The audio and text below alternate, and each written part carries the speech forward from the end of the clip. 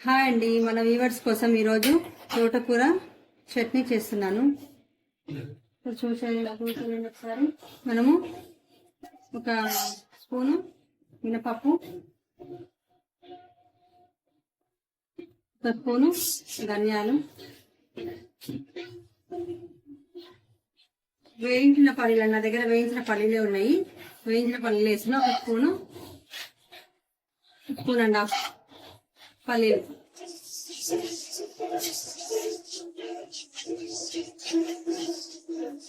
ఇవి ధనియాలు, పల్లీలు, మినపప్పు దూరగా వేగిన తర్వాత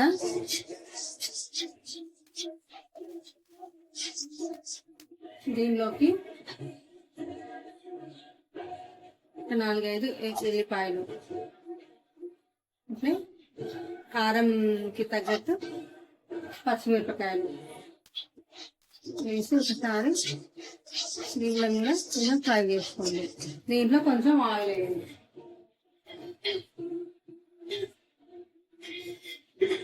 ఆయిల్ వేసి దీనిని ఫ్రై చేస్తుంది.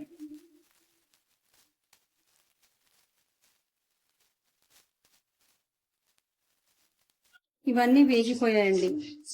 దీనిని మిక్సీ జార్లోకి తీసుకున్నాము. తర్వాత దీన్ని మిక్సీ పట్టుకోవాలి.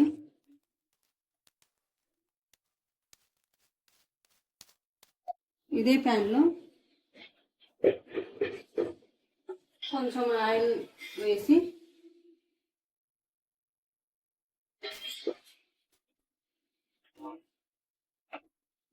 మనం తరిగి పెట్టుకున్న ఒక ఆనియన్ని హాఫ్ దీంట్లో వేయాలి, హాఫ్ పోపు పెట్టి లాస్ట్లో వేయాలి.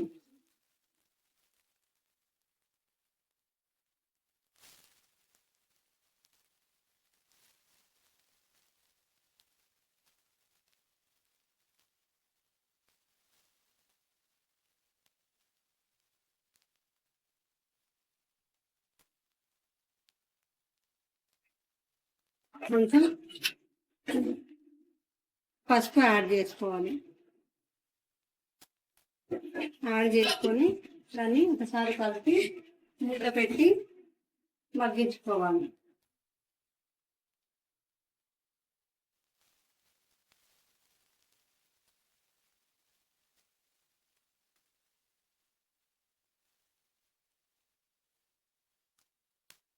వాటర్ ఏమి వేయలేదండి, నేను కడిగి పెట్టుకున్న తోటకూరలోనే వాటరు వస్తాయండి. అవే వాటర్తో మగ్గించుకోవాలి.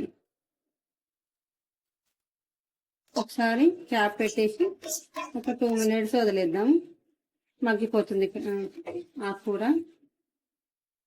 దీన్ని కొంచెం ఉడికిచ్చేసుకుందాం. ఒకసారి మూత తెచ్చి మళ్ళీ ఒకసారి కలుపుతాం.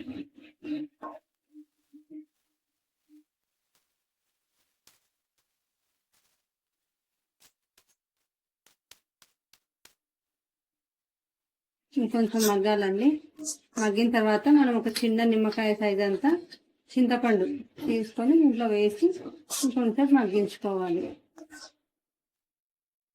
కొంచెం ఆయిల్ పడుతుందండి. ఇవి చల్లగానే దీంట్లో రాళ్ళుప్పు అంటే కల్లుప్పు వేసి దీన్ని మిక్సీ పట్టుకుందాం. ఒకసారి గ్రైండ్ చేసుకున్న తర్వాత ఇలా వచ్చింది.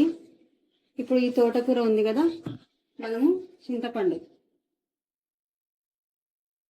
చిన్న నిమ్మకాయ సైజు చింతపండు వేసుకొని కొంచెం సేపు మగ్గించి స్టవ్ ఆఫ్ చేసుకుందాం.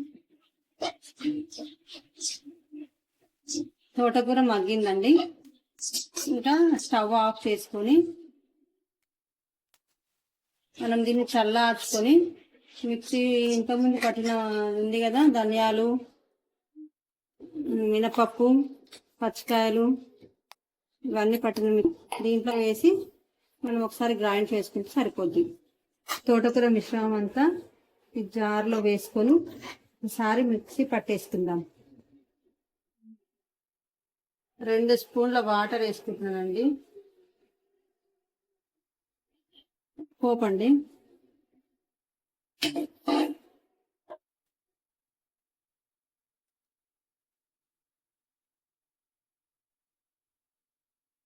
పోపుకని ఆయిల్ వేసుకోవాలి.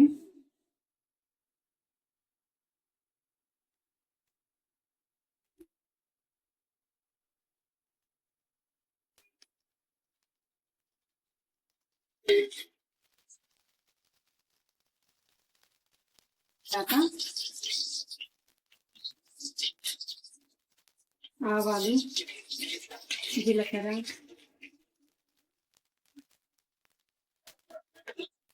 కరివేపాకు, కొన్ని ఉల్లిపాయలు.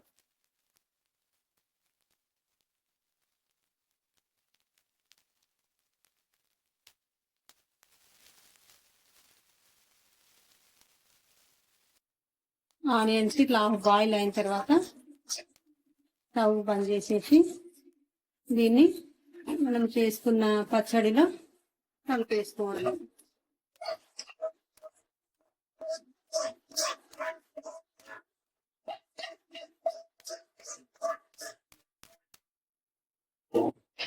పచ్చడి అండి, రుచికరమైన తోటకూర పచ్చడి రెడీ. సబ్స్క్రైబ్ చేసుకోండి నా ఛానల్ని. ఓకే.